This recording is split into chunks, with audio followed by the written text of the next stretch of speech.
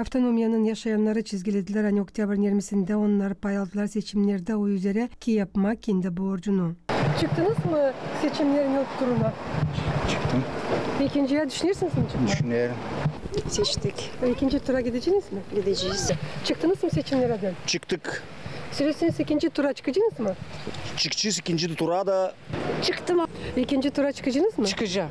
Автономиянın yaşayanları anlattılar niçin onlar kendi seslerini verdiler. Moldova devletinin geleceği için. Ne değişsin?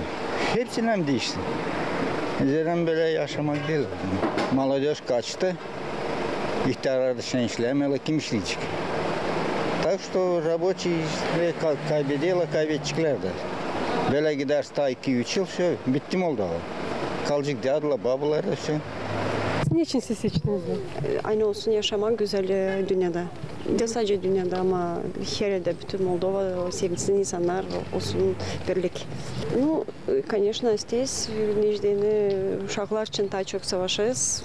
Biz naşta gördük ama uşaklar da görsünler. Güzel yaşamayı olsun. Bereket hem de anlaşmak. Ne ayırma öyle insanı kimde canı acıcık bizim insan için da yapıcık bir şey insan için, dil kendin için, kendi job için, ayımına insan için. Ne istersiniz değişsin bizde?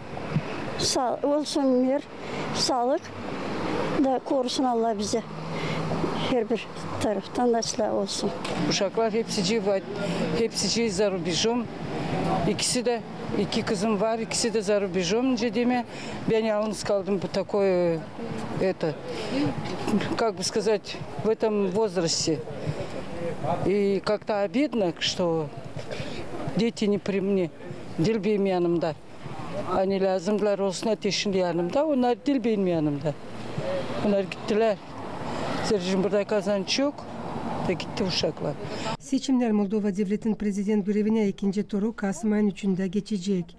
Polina Barbova, Vyacheslav Kısa, Artyom Topal, GRT Haberler.